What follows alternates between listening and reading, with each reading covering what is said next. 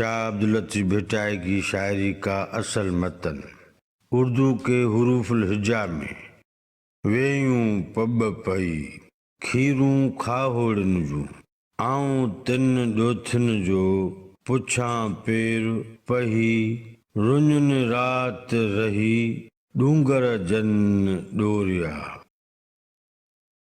شاہ عبداللطیف کے کلام کو شاہ جو رسالو کہا جاتا ہے۔ شاہ جو رسالو کا تمام کلام ابواب میں تقسیم کیا گیا ہے۔ ان میں سے ہر ایک باب کو سر کہتے ہیں اور سر کے سب چیپٹرز کو داستان کہتے ہیں۔ کھاہوڑی ایک باب کا نام ہے جسے سر کھاہوڑی کہتے ہیں۔ شاہ عبداللطیف بھٹائی کی شاعری کا منظوم اردو ترجمہ۔ یہ ترجمہ آغا سلیم کا کیا ہوا ہے۔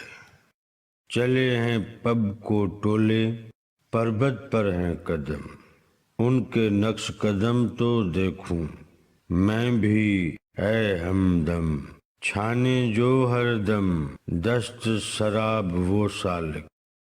نئے الفاظ اور ان کے معنی۔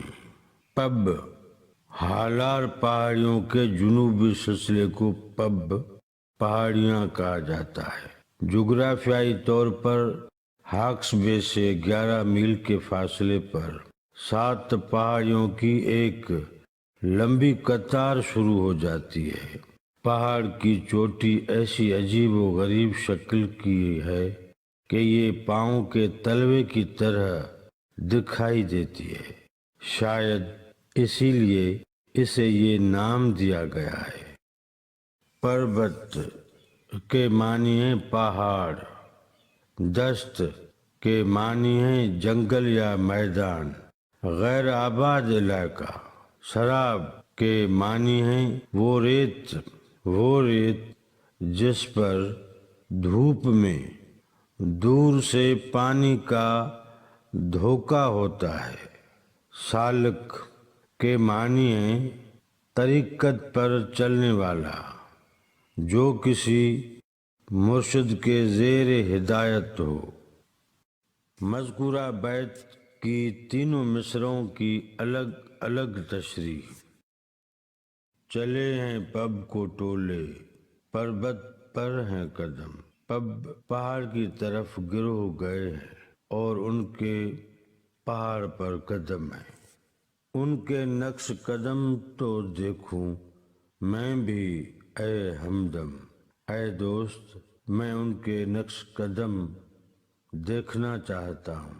چھانے جو ہر دم دست شراب وہ سالک، جو ویرانوں اور سرابوں میں مشکل دن گزار رہے ہیں۔ مذکورہ بیت کا مجموعی مطلب اور مفہوم اس طرح بیان کیا جا سکتا ہے۔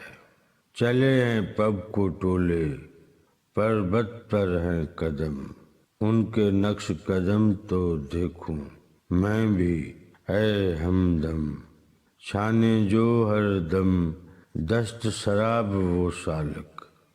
شاہ عبداللطیف بھٹائی کہتے ہیں کہ کھاہوڑیوں کے گروہوں کے گروہ پب کی طرف بڑھ گئے ہیں، پہاڑوں پر اب ان کے قدم ہیں۔ اے دوست مجھے ان کھاہوڑیوں کا پتہ بتا، میں ان کو دیکھنا چاہتا ہوں جو ویرانوں اور سرابوں میں مشکلوں سے مقابلہ کرتے ہیں۔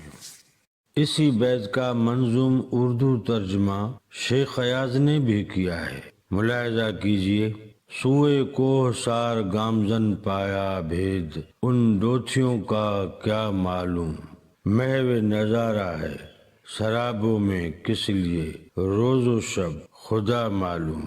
ترجمہ شیخ ایاز۔